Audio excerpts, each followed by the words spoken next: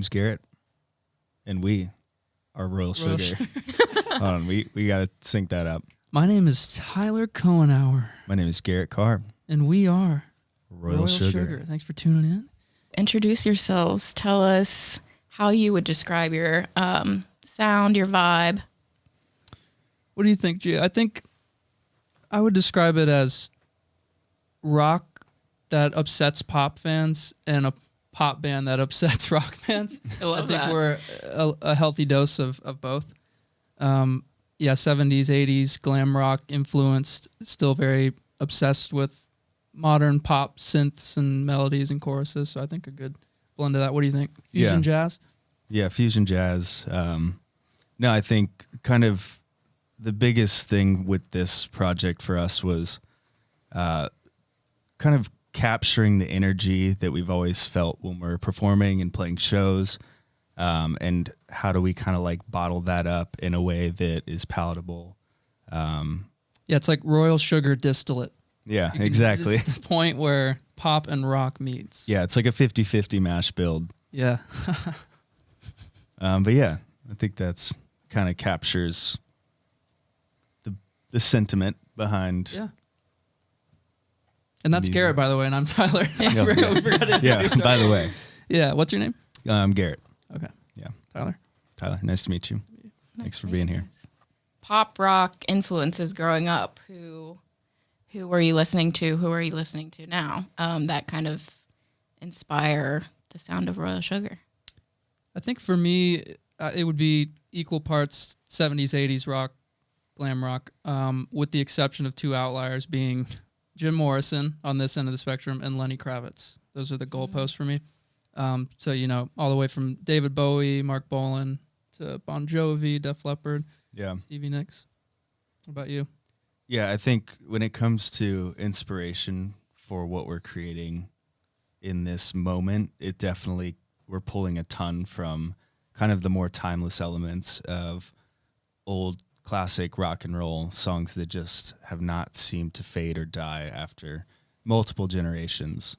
But when it comes to like what I'm listening to now, what inspires me, it's all over the place. Yeah, he's very eclectic. So I kind of pull from him for the modern things. Yeah. I mean, all over the spectrum. Everything from like house music to Taylor Swift to Taylor Swift house music. Taylor Swift house music remixes. So essentially Taylor Swift. That's who we draw from. Yeah. Yeah. So are you pretty much stuck in the old rock days? You don't really? Absolutely. I'm stuck in the 70s and 80s, maybe 78. 79. Yeah, I'm stuck there. If anyone could help me get back to modernity. As hard as I try to get some modern influence on Ty's playlist, he just still goes back to the same. Yeah. He's been showering to AC/DC for the past 15 years? Yeah. 15 showers a day. Yeah. Wow. But yeah, I think it never really left me because it was exposed to me at such a young age. My dad was in bands growing up and exposed me to AC/DC at a very young age. And I mean, they have some kind of, I guess you'd say, controversial. I mean, everything is just about hell. It's like going to hell, being in hell, being hellish. And my mom was a little upset about that. So I would like sneak into my dad's record collection and like listen to AC/DC. So he taught me how to play like Back in Black and Smoke on the Water and all that stuff. And then I based off what he taught me, would go into my room and listen. And that's how I taught myself guitar by ear. So I don't know any theory. I don't know like keys or chords or anything. So like I looked to him for that. I'm like, gee, we're playing with our band. I'm like, what key is this song in? Like, Hold on. What? Can we just circle back? You know how to play Smoke on the Water? I haven't taught you yet? No, dude. I'll teach you. That's amazing. Yeah. Man, that's incredible. Yeah. Such a good song. But yeah, so it became such a part of my DNA. Voice crack number one. I'm in my 20s. It became such a part of my DNA from such a young age that now I can't get out of it. Mm-hmm. I will say the one modern band that I absolutely love is Catfish and the Bottlemen. Oh, they're great. And I think they're breaking up. If you see this, are you okay? Tragic. I'm not okay. Yeah, that's Van. I think Van and not Bondi, Benji are the two remaining. Bondi and Bob are gone, and they haven't addressed it. So I'm pretty upset. So my favorite modern band is ghosting me. Well, it's good while it lasted, I guess. Yeah, they're incredible. All good things come to an end, unfortunately.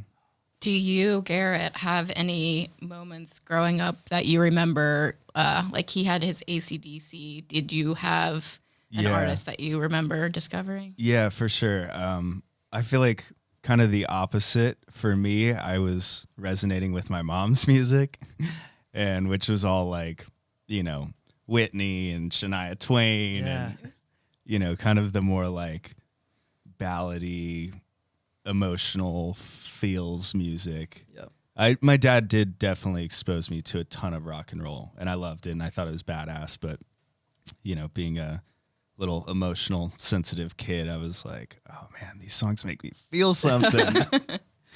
I love it. That's so true. I remember the first time like music made me feel something, and it was an AC/DC song, and it was Problem Child. And I mean, I was a pretty unproblematic kid, but when I would listen to that song, I'd be like, I'm gonna like push my dad in the pool.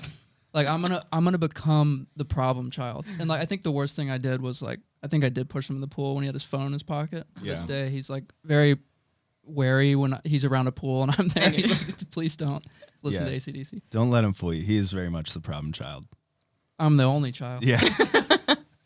You're also the best kid. Yeah. Yep. Only child energy. Clearly, you guys have a really great connection. You guys have known each other for a while. Yeah. You're from Florida, correct? Yep. Yeah. And that's where you guys met? Mm-hmm. It's 10. Is it 10 years ago? Oh, almost. Whoa. So we met when we were 10. I'm just kidding. Yeah, so we were 9. We graduated high school very early. No, we met. Do you remember the night we met? Yeah. I was moving to Tampa. Ty was living there going to school. And it was my first night there. And a buddy of mine was like, you got to go meet my friend Tyler. Like, he plays music too. I think you guys would really hit it off. And so we go and knock on the door, just kind of a pop-in. I don't think he texted or called. We just showed up. With pop-ins, yeah. And Ty opens the door secluded. in his towel, and he's like, oh, what's up, dude? Come on in. And then it was from that moment that I think I moved into your one-bedroom apartment. Yeah. And we started writing songs for... It was honestly that night, and we were joking before we started filming that when I heard his voice on the microphone, I was just astonished. I'm like, you need to become a radio DJ. That's the same feeling I had when we met that night. And our friend was like, he sings too. So we sang for the first time. We instantly harmonized. And I heard his voice, and I'm like, I want to be around that voice. So I was just like, that's how the band started. I was just like, get him in a band, lock him down. Yeah. Move to Nashville with me. I just want to be around that voice. And like, we haven't stopped singing or writing since. Yeah, it really was kind of a crazy moment, the way that just in a single moment, instant connection, instant chemistry. And it was also the like best friend element, the brotherhood, the bond that we just, same sense of humor, just easy to get along. And yeah, I literally moved into his one-bedroom apartment. I lived on the couch out of a bag while we were writing music. A few weeks after he moved in, you got a call to do a gig at a Toyota dealership. Yeah. So we were stoked. He's like, I got this gig at this Toyota dealership. It's going to be awesome. So I pictured like the whole shebang, like outside of the dealership, big stage. Big stage, right? yeah. He's like, can I borrow your PA and we'll learn like 10 songs. So we go over to the Toyota dealership, and it's like a luncheon in the break room for like the employees that decided to show up. You know what I mean? So there's like 4 people there expecting, just an amazing show. Yeah. And we get there, we were playing. I remember it was before we learned like the syncopated acoustic parts on all that. We were playing like Steve Miller Band and Bad Company, and we hadn't synced up on the acoustic parts yet. So I just played the drums on the acoustic guitar. I was standing in the middle. It's probably on YouTube somewhere. It's the cringiest thing, but it was our we had first a blast. gig. Yeah, we were blast. just so stoked. We're like, finally. Yeah. Well, you can get It's paid? happening. You can get paid to play music? Yeah, we were stoked. We're like Coachella in a year. Yeah. At least. Toyota main stage. Yeah, Toyota main that's stage. the trajectory. Mhm. Yeah. To play Coachella. Absolutely. Play a dealership first. Yeah, you play a 10-person break room, and the then dealership series. straight to the top. Yeah. How long was it between meeting each other and then deciding to move to Nashville? Couple years. We definitely went through a long kind of development stage of mostly discovery, trying to figure out what our sound would be, how we write together, how do we record these songs, how do we take that to a stage and play shows. And we were really fortunate to have some people that believed in us down in Florida that kind of paved the way and gave us that path forward in really developing 2, maybe 3 years of that process. And then we finally realized if we want to move forward and kind of continue our growth, we have to go where it's happening. Yeah. Mm-hmm. So what brought you to creating Royal Sugar? How did you find that sound, and why did you choose that name? Gio. Why don't you start with part 1? Okay. So this project, Royal Sugar, was birthed during quarantine. And when I say quarantine, that lasts a little bit longer than normal people or normal bands. I have an immune disorder. So when COVID hit initially, I had to move back to Florida with my parents for 2 years. Yeah, it's a long time. So we were apart. It was hard to see an end in sight. And it for a while, we were like, what's going to happen? Like it's hard to write, together. So we ended up like Zooming and FaceTiming and like kept that creative energy going. And we just thought throughout, COVID and being apart, it just became very clear that we wanted to do exactly what we wanted to do. And not that we hadn't been doing it before, but like, it was just kind of a unencumbered awakening of like, let's just make a glam rock band. Let's just do it. Let's go all out. Let's write the songs we want to write, dress the way we want to dress, draw influences from the people we want to draw influences from. And, the week I got back to Florida after my extended, 2-year hiatus, Bubble Boy, we got in the room the day I got back and just wrote like 10 songs. You know what I mean? Like, so we're excited to like release this energy we found. To be super intentional with what we want that to feel like, what we want it to sound like, what we want it to taste like. And What's it taste like? Sweet. Sweet. Real sweet. So the name? Our publicist is saying we should not answer that. So we'll pass on. Next question. Yeah. I'll say I hope that Royal Sugar means a lot of different things to a lot of people. Yeah. But just that name specifically, the energy it brought us felt like, okay, that's who we are right now. Mm-hmm. That's what Absolutely. We'll leave it at that. Yeah. You've been spending a lot of time on TikTok and kind of growing an audience there. What made you kind of jump into that scene? And can you kind of talk about the community you've built there? Yeah, it was wild. I think we were reluctant to go on the app for a while. We just didn't know what it was. Like we were confused by it and we're like, we don't need to be on there. Like, I don't get it. I didn't get it. And during quarantine, I did some like singing videos where it was called Human Jukebox. And they'd be like, Tyler, sing something, and I would sing, whatever song. And that went viral, and I was like, oh, you can like do music things on the app and people enjoy it. I'm like, oh, that's pretty cool. So when I came back to Nashville, I was like, let's just do this for the band. I was like, I've seen it, how it works. I've seen there's people out there with like-minded, music taste, personalities. I was like, I think this would be really cool to do for a rock band, a glam rock band. And yeah, we just started. Initially, it was we would take pop songs and make them into rock songs. I remember this is how our relationship started. This is how we connected, yeah. And we did a few different songs, but the one that stood out to us tremendously was "Medicine" by Harry Styles. So Rebecca you were like, you need to release this. Yes. You need to like make a full cover. And we're like, you know what? We love that song. Wait, that was all It because was of me. you? You're welcome. Oh my didn't know god! that? No, I never knew this. Oh my God, gee. That's amazing. Yeah. Yeah. Thank you. And we responded to her comment. It was this whole thing. So we were like, okay, let's record it. Because when Harry did his first tour, we went to his show in Nashville. And I remember we were up in the nosebleeds. And I think it was his last song or encore or something. And we're like, what is this song? Yeah. Because Yeah. it wasn't in his album. It wasn't in any of his discography. We're like, what is this song? And it turned out to be Medicine. And we were obsessed with it. And we were waiting around like everyone else. We're like, when is he going to release it, Harry? And he never did. So we're like, you know what? Let's just make our own version of it. Yeah.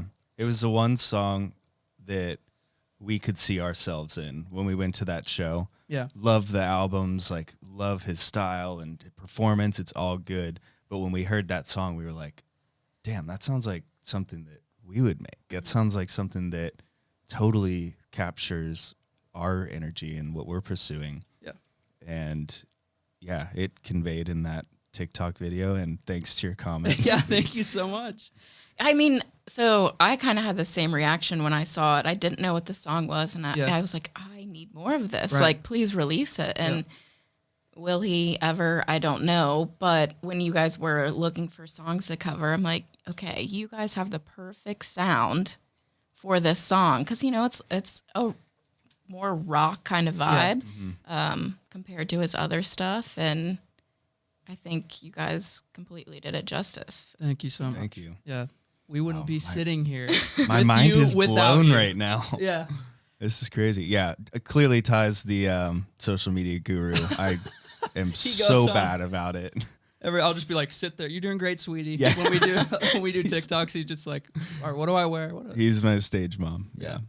I love being Garrett's Kris stage Jenner. mom. He's Yeah, like, I'm do Kris that Jenner. thing again. I like Do that that. thing you do. Doing a great job, G. Yeah. But yeah, aside from like the covers we were doing and you know, we were just like, let's just see if there's any like glam rock fans out there that like pop and everything. And we didn't realize how powerful the app was to find those people. And I think we were blown away and still are every day of like people on our TikTok being like, when's new music coming out? When are you touring and everything? And it's glam rock fans that love pop as well. And we're like, there's other people like us out there. Yeah. Let's go play for them. It was such an amazing feeling. It was such a beautiful moment to realize that there was an audience out there and we were able to find them and connect with them and that shared the same love for a style of music that we do. And yeah, like he said, we're still in awe of it every day, that it actually connected us with the people that appreciate what we're making and what we're doing. I mean, love it or hate it, I think that's what TikTok does well, is it helps connect people who like similar things. Yep. So for glam rock, you know, going about my day to day, I know I love glam rock, but do the people around me, Right. no one's really talking about it. You Yep. go to TikTok, you're posting your covers and your original stuff, and you're finding all those people, and they're like, oh my gosh, Yeah. all these people like the same stuff I do. Yeah. So it's really cool to see, you know, that community kind of come together. It really Absolutely. is. Yeah, it is very good at that. And we always joke about like the algorithm is just too specific. It is So- sometimes. Every time we're like, okay, if we're on your For You page, you might like glam rock. It's true because, I mean, I'll scroll through my For You page and it'll be like, I wanted salmon bites tonight. And there's a salmon bite recipe Yeah. like on my page, 4 of them. I'm like, okay, this is freaky. A little much. Simulation. We're living in a simulation to distill it down even further, and a glam rock one at that. But yeah, it's mind blowing. Like it initially, like you said, like we were scared of it just because we didn't understand it. And now that we see that we can find all these people and build a community with them, not like for them, because it's like, even as like a glam rock fan, not only being in this band, like finding like-minded people on an app is a cool thing. I would have loved that as a kid. Like I didn't have many friends. Still don't have many friends. Just but, Garrett. Yeah, just Just me. Garrett and Dylan. I yearned for that as a kid, like finding rock fans. Like no one was like, let me come over and watch ACDs. I had one friend, Alex Rundy and Alex Morris. 2 friends, I guess. But nowadays, like, kids can go on this app and be like, make one TikTok of like, I like ACDC, or I love Stevie Nicks, and they can find lifelong friends. I'm sure you've seen that with Bandit and going to shows, and it's wild. It's like, it's pen pals, like, reimagined and reinvented. It's so cool. Yeah, and it's been just so much fun for us creatively to like deconstruct pop songs and rewrite them essentially as our version, and doing these like kind of sketches where we're able to have fun and show our personality. It's been an enjoyable experience. Yeah, I think this is the first time we've had a large like social media following surrounding our specific sound and music. So I think it just kind of reaffirms the path that we're on of like combining 70s, 80s glam rock with pop. It just reassures us that that's very much alive. There's a hunger for that. So when we are writing and when we are recording, that just fires us up even more to follow that and not question it. I think as songwriters, it's important. We've learned over the years not to judge something right away as a good or bad idea or song. If you're feeling something while you're writing it, there's a reason for that. So if you're unearthing something, soothing something, talking directly to someone, there's a reason for that, and chances are someone's going to connect to that. So I'll say that finding our fans has really helped us kind of settle into that. Yeah, and just the format of it has been a really awesome platform for us to show more of what we are and what we do. Doing like a full-length music video or a live performance, it takes so many moving parts, but we can reconstruct or do one of these like pop covers, but make it Royal Sugar, and showcase what we look like live, what our production style is, how we kind of arrange songs, and it allows us to give so much more and showcase so much more of what makes music important to us. Yeah, I think you guys do a great job of showing different facets of, you do your rehearsals, which is cool, kind of gives you a feel for what maybe a live show with you guys will look like, or you do the human jukebox, whatever. So that kind of gives you a little look into who you are as a person, but also shows off your talent.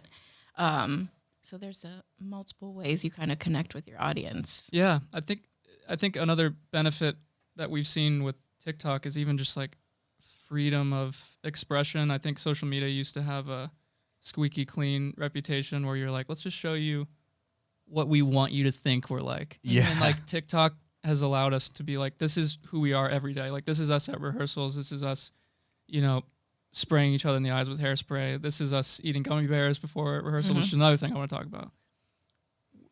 That unlocked, like, I would have like vocal strain at every rehearsal, and I found that gummy bears do the trick. Gummy bears and Lay's chips.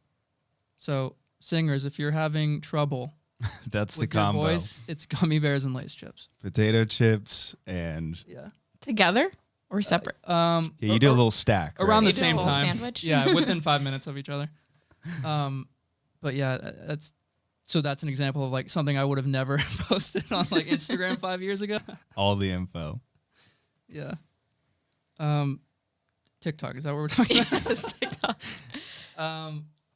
Yeah, I think another interesting thing we've seen recently, which is pretty wild, is like that there's like these 80s bands on TikTok and that have like noticed us doing things. Like Def Leppard has like commented on our stuff, and like Bon Jovi like shared our cover on his story, and I'm like, how was that? Which is crazy. That they're like on TikTok and seeing things and like helping younger bands like be seen, I think is wild. So yeah, I think the way I look at it is like if I could tell myself, when I was like, should I get on TikTok? Go back and be like, Bon Jovi's on TikTok. Get on there. That's funny. I was just going to say, I think if you told my 10-year-old self that I would be able to connect with artists the way that I can on TikTok now, I wouldn't even believe it. Right. The fact that Bon Jovi posted your video, that's wild. You probably never would have thought that would have happened either. What was your like initial reaction when that happened? We were driving back from rehearsal. Yeah. And a bunch of people on our TikTok actually they commented on our most recent post saying like, check Bon Jovi's story. Oh my God, look, he posted. And I'm like, okay, I know I'm a Bon Jovi fanboy, but I'll get to it. Like, it's probably just a tour announcement or something. Mm-hmm. So I went and checked it. I think I threw my phone. I'm like, what the? Like, I just saw my face on Bon Jovi's what? story. What's wrong? Yeah, red alert. I was like, are you all right? Yeah, but I think it helped someone commenting to go look, because if I would have just been scrolling on my Instagram and like saw myself on Bon Jovi's story, it would have been like a cardiac arrest mental right breakdown there. situation. Yeah, you would have had to spend the night again. Yeah. No, it was really crazy, and one of those kind of moments in your life where you're like, oh, is what I'm doing like actually where I'm supposed to be? Is this who I am? And when things like that happen in the universe, it's just so affirming that you are exactly where you're meant to be in that moment. Yeah. Mm-hmm. If I ever have like a day where I'm like, what are we doing? Like, does anyone care? Bon Jovi cares. John cares. No. That is cool, but I was gonna say, like, when I do my zoom out moments of like what's important, like I get to make music with him. Mm-hmm. Like from the beginning, I'm like, I just want to be around his voice. Like, I get to wake up and like, okay, we can release a song together. Like, that's a fucking win. Yeah, it's a dream come true, even in its most distilled form. Real sugar distillate. Mm-hmm. Available now at all vape shops. Speaking of fleeting love, kind of want to talk about your songwriting and how do you start with the lyrics, the music? Where do you find your inspiration for all of it? I think we're definitely like a riff-based starting point band. I think when we bring a riff to the table, it brings about a certain emotion or feeling or, memory or false memory. Whatever. When you drill down, you're like, oh, this is what that feels like. And then we write around that. Yeah, I think it stems from like a sound or a progression that moves us in a certain way to feel a certain thing that then brings about the story. Yeah. It's rare that we like start with, I think a couple songs, like old poems I wrote, but like it's rare that we are like, here's a lyric idea. We have to feel the music first. Yeah. So with Fleeting Love, it was definitely like a somewhat solemn in the beginning, like when we started drilling down that riff, and then it just had this like, it was like sinister, solemn vibes, and we both have had our share of, toxic relationships in the past, so we were kind of like, what does that mean? What does that feel like? Like, how do you relate to that? And we just related it to like, it's like drugs. A drug. There you go. Our drug of choice, toxic relationships. Yeah. It is like that push and pull of like being dependent on someone who isn't good for you, but you keep going back to get that little bit, and then you leave and you end up feeling lower than before. So it's like this cyclical, toxic. That little hit of dopamine keeps you coming back, even though within a very short period of time, you're going to be feeling like absolute shit. Yeah. Right. But you can't turn it off. No. Sometimes that's how it is. Not enough gummy bears in the world to cure that feeling. So we had to write a song about it. But yeah, we're really, really excited and proud of this song. And when we initially teased it, I think it was like you teased it on TikTok, right? Yeah, story. And then I think we had it in the back of like an old show promo, and we got like floods of like DMs, like fans of ours told their friends, and like everyone was like, is this song out? Mm-hmm. Off of like 10 seconds of the song. We're like, okay, we should probably release this. Maybe this is a good one. Yeah. There were a lot of aggressive DMs too. Like, that's why I'm glad you can protect me, because it was just like, release this or else type vibes. Yeah. So I think the fact that people were demanding it just from 10 seconds speaks a lot to how you wrote it, starting with the music first and working off of that feeling. I feel like that's kind of the vibe. A lot of glam rock, and like why I like Def Leppard is because a lot of their stuff makes me feel like, oh, I was in that relationship Right. or whatever. It's a really great song. I'm really excited for Thank everyone you to so hear much. it. I guess, did you write it based off of real relationships or kind of like what you saw your friends go through, or what was that? Definitely both. Yeah. I think like I was saying earlier, like I think the way we write is we combine like memories with false memories, or Yeah. things we've read, things that could be real, things we fever dreamed. Yeah.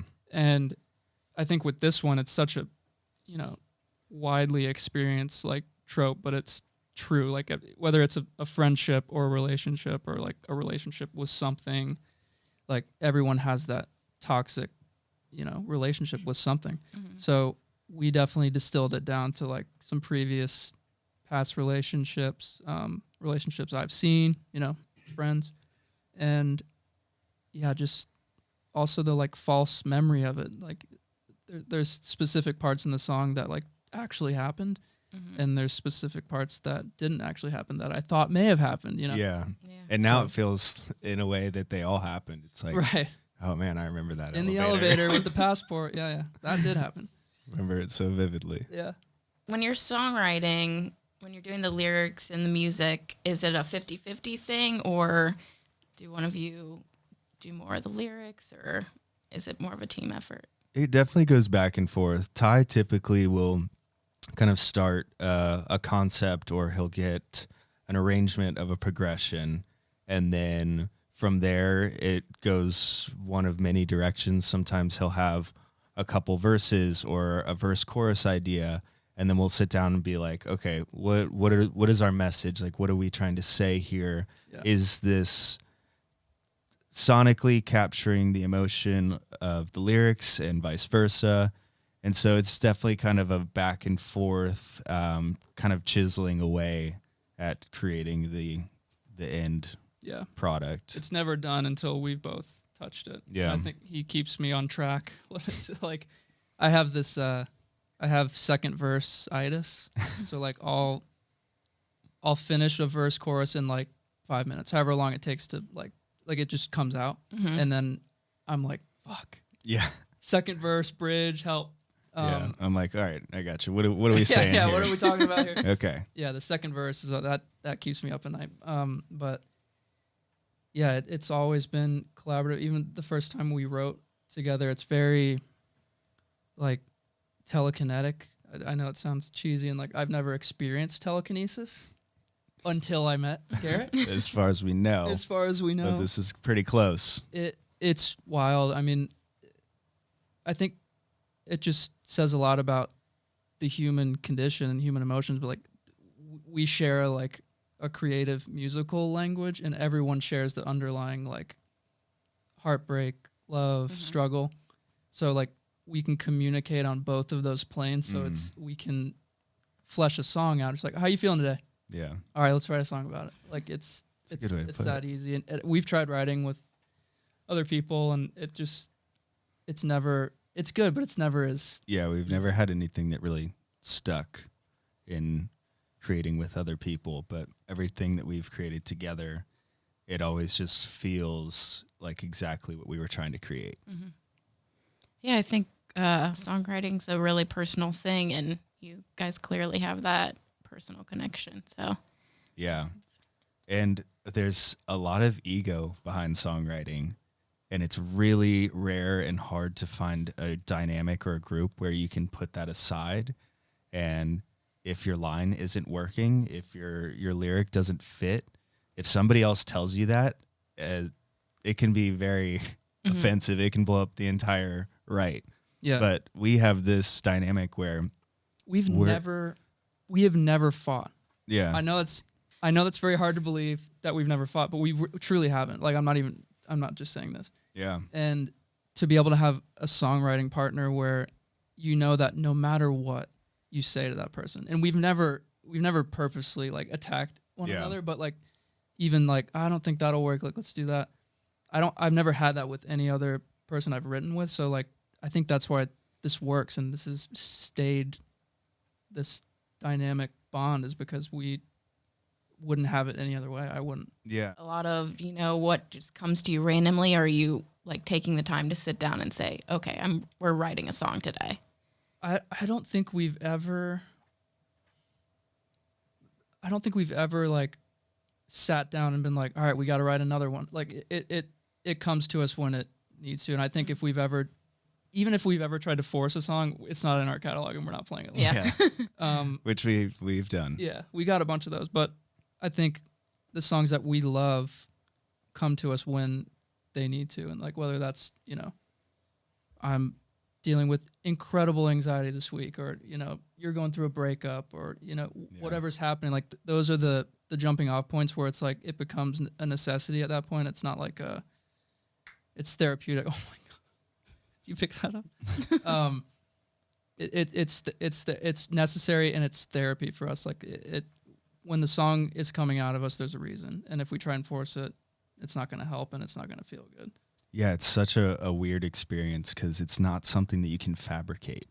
It's like it almost comes out of nowhere, and sometimes at very inopportune times. But for me, I have like notes in my phone, because anytime that moment comes, if I don't have the ability to like sit down and write, or I try and just jot down a few things of what the feeling is or the sentiment, and then revisit it.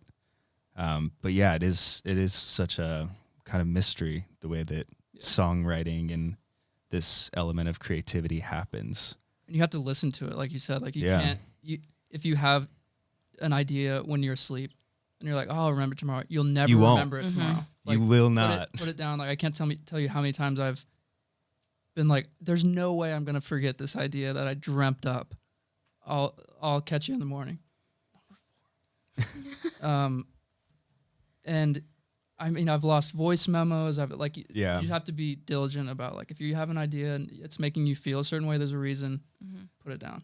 Yeah, I've had times where I've rolled over in bed, like almost passed out, like drunk, and something comes to me. I'm like, I gotta get it down, or I'm gonna forget it. So I'll grab my phone. There's like a voice memo that makes absolutely no sense. Yeah, but it's enough to re-trigger that memory or that thought, and kind of build off of that. Yeah, definitely title them too. Title your voice memos. Yeah. There you go.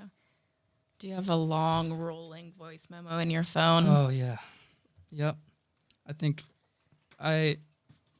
there's a lot of. I was about to say my address. Please don't do that. I was about to say like that's the title, but like there's a lot of my address titled voice memos where it's just. Yeah, this is all of my voice memos. Just goes on for pages and pages and pages. See if I can find a funny one. One day, like 25 years from now, they'll release a Royal Sugar voice memo. Oh my gosh. Okay, this is insane, and I didn't. This isn't preconceived. I have a voice or a note. I was going through notes that says Randy Meisner stubbed his toe. That's the bass player for Eagles. I can't tell you what I think that would even mean. Oh my God. Oh, I think this was a TikTok idea. Randy Meisner stubbed his toe. He was the like very high singer. Uh-huh. So it was like he stubs his toe and he's. Oh yeah. I can't tell you why. So yeah. So how would he react in that moment? So those are my songwriting ideas. Yeah. Oh, Randy Meisner. Sorry, Randy. Yeah. Hope your toes okay. A lot of people like to say rock is dead. What is your response to that, or how do you feel about that? No, it's not. I don't think it ever died. I think there's been versions of it. Like there's obviously rock and roll started, it's gone through its evolution. 60s rock, 70s glam, 80s rock, 80s glam, grunge. And modern rock bands. So it's like it never died, and I don't think it ever will. Like I said, it's just my definition is rock and roll is freedom, whatever that means to you, with distortion. Just like crank up your amp a little bit and tell us what you're feeling. Yeah, I think it's always been there. It's always evolved. The people that really resonated with kind of the original rock and roll movement and this kind of blues inspired, electric guitar riffs and distortion. Yes, that what happened then, anything that exists in an era can only exist in that era. Right. And yes, that happened. It ran its course, but to say that rock and roll died, I think is it's not a fair depiction of the evolution of music and rock and roll. And I think it's always been there. It's morphed, it's evolved, but I think they're going back to what I was saying, that element of this kind of once in a lifetime thing, there's always been an appreciation for that. Yeah. And kind of what Ty was saying too, rock and roll isn't any one thing. It is freedom. You can have rock and roll exist in country and pop. I went to a show a couple weeks ago. You went to a show without me? Yeah. Wow. Sorry. Oh my God. I didn't know how to tell you. Yikes. I just let that slip. But it was a Kevin Morby show.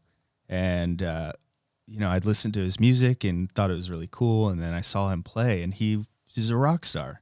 He came out and just embodied that energy and that freedom. And so, yeah, I think it can exist on many planes. I don't think it's ever died. I don't think it ever will. Yeah, I think a lot of the people that say that are focused on, one era of rock. Or even one band. Or one band, yeah. Like if you grew up listening to Led Zeppelin, that might be rock to you, but that wasn't what Sister Rosetta Tharpe was playing when rock first began. So, it definitely evolves, and I really loved that answer. That was awesome. Absolutely. I think that's like saying, like, when they stopped making the 1998 Ford Mustang and they came out with the 1999 Ford Mustang, that Mustangs died. Yeah. You know what I mean? Like it's or that muscle cars are dead. died. Yeah. It's always evolving. There's always going to be that rock and roll spirit, which I think that's what we would distill our contribution to that sound down to, is just the spirit of rock and roll. If anyone asked you for advice on how to achieve the perfect glam rock look, what would your advice be? I would say Leather, messy eyeliner, ripped shirt, heels for sure. A must. And a lot of like drapey things, or things you can find around the house. I think I cut this off of, I don't know, an old scarf. I think it's similar to like rock and roll distilled. Like, what is it? It's just like freedom. So I think the same thing goes for glam rock fashion. I think the only elements that need to be there are definitely, I think, the heels. Yeah. And the glam elements to make up. But I draw a lot from 70s glam meets 80s glam. Like David Bowie, Mark Bolan meets, Bon Jovi. We try and keep a lot of our personal style. Like, it's like we draw from those elements and those eras, but we just like our music, we kind of try and modernize it a little bit. Yeah. Speaking of this shirt, god damn, I can't stop looking at it. Like, it is beautiful. It is. Velvet. It's very comfy. Not to call you guys out, but do you dress like this day to day? Yeah, I do. It depends. Probably not. When I'm going to boxing, Well, yeah. I don't do a lot of boxing, so I leave my blouses at home. yeah. But if you were going for like a night out on the weekend, I think we have like reduced versions. There's like, if we're going on stage, we're cranking it up to 11. If we're at rehearsal, it's probably going to be at like 7 or 8. 7 or 8. Comfort glam. Yeah. So like if I'm going out and doing I'll definitely have, maybe I won't have makeup on, but the rest I'll probably have on. Yeah. But yeah, rehearsal glam and stage glam are two different beasts, I think. Yeah. But I do have to rehearse in heels. I think I rehearsed in my platform heels last rehearsal, and dude, shin splint. Oh my gosh. City mayor. Gotta do some stretches. Yeah, I've rolled a few ankles at rehearsal recently. His boots that he has on right now are made of sock material, and he wears them on stage. Yeah. Oh my gosh, there's no support there. Zero. He needs to tape them. I need more support. More support in my life. That scares me, man. You've had some. I'll probably tape my ankles, honestly. You should. Some leopard tape. You can't be jumping around in 4-inch heels with no support. No, especially Death with your wish. track record. Yeah. He falls on stage all the time. He's broken his jaw on stage. Oh gosh. I've had many spills. I've fallen into the drum set before. Yeah. The one that freaked me out was we were playing this like Christmas show, and I remember like I'm facing the crowd and I see G in my peripherals, right? Like I normally do. And then I don't see G in my peripherals. And there's nowhere for him to go behind or in front. And he fell off the side stage and his jaw went right into the monitor box and it was dislocated for like 7 seconds. And then he goes, oh, and it goes back in. Yeah. That was the worst one for sure. You're on mushrooms. I think that's why there might have been a cocktail of something. That's why you were so comfortable like snapping it back in. And that's why I was so like, what just happened? Did that really happen? Yeah. I got tangled up or stepped on like a snake cable. Or an actual snake. Or an actual snake. It looked like an actual snake, so I was freaking out. But no, and I kind of like rolled my ankle and fell, and I had my my guitar, so I was holding it with my right hand, and I went to put my left hand down to catch myself, and it was the edge of the stage. And so there was no ground there, and so I just went straight, all my body weight into this little input box on the side of the stage, right in the side of the jaw. Yikes. No one even in the front row noticed except for like 1 or 2 people. Oh my gosh, you got lucky. I got real lucky on that one. But we have a video of it that will live in infamy. We'll link to this, yeah. How would you guys kind of describe the state of the music scene right now, and what do you bring to the table that's different? I think it's exciting. I mean, what we've seen on TikTok is this like definitely hunger for rock music, and not necessarily like a revival of that, because I don't think, like we were saying, like trying to define rock and roll. It's like it's just freedom. Like do your thing and then have a little bit of distortion in there, you know. I think what we've seen is like that hunger for rock music, and we're bringing pop to that. But pop is hard to define too, because it just means popular, and we're not popular yet. So it's like it's hard to say like, you know, we're a pop rock band, but I think the elements of pop that people think of as like synths and, you know, melodic choruses, we love that stuff. So I think we're bringing the pop melodies and marrying it with rock, I would say. Yeah, I think the energy of rock and roll and kind of the performative aspect of it, whether it be on stage or in the studio, is something that is so special and unique. Because in a live context, and even in the studio, what happens that pass or that song, that performance, it only ever really exists in that one moment. It will never be exactly the way that it was. Mm-hmm. And so it's a very just beautiful thing that with live instrumentation and with performance in general, that you can create this one-of-one experience. It'll only ever happen in that room with those people in that way one time ever. And I think that is something that always drew us to rock and roll, to performance, and what keeps us going back for more and playing shows is the fact that you can share something like that with somebody that only ever exists once in a lifetime. Mm-hmm. Jesus. That was beautiful. I was crying. I was like out of my body over here. That was amazing. Welcome to the Out of Body Experience. On XM Radio. This is on Garrett, XM Radio. The Out of Body Controller. But going back to the state of music, I think it's in the best place it's ever been. It's now gotten, it's been given back to the artists. There's so many platforms, there's so many opportunities. Artists can now make songs out of their bedroom. They don't have to have a $20,000 budget to go and make a record. They don't have to have a deal for it to be distributed or for anyone to hear it. It's gone back to this place where creativity can flourish because there aren't as many gatekeepers. Yeah. There's this new kind of musical world that we live in that opens creativity to a different level. Absolutely. I think the pandemic evened it even more. Yeah. Playing field wise. Like I remember when all the artists were canceling their tours and they were in their bedrooms doing stuff like we were. I'm like, Shawn Mendes is, doing Zoom rights. I'm like, all right, we should be, but it obviously it's coming somewhat back to normal now, but the sentiment of it was kind of reassuring to us that it why not do exactly what we want to do? Like we always wanted to do this Royal Sugar, this exact thing. And the more the playing field gets leveled, just makes you want to be yourself even more, show people that side of you. Yeah.